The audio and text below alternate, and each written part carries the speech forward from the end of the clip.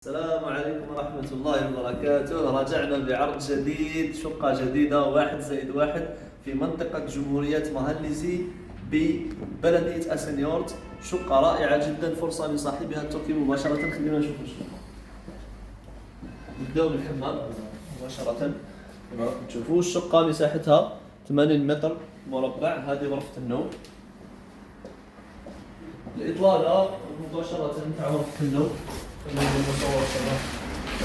إطلالة مباشرة على الشارع الرئيسي لجمهورية قطر. الصالون، بالنسبة للصالون كذلك مساحته جيدة إلى حد ما.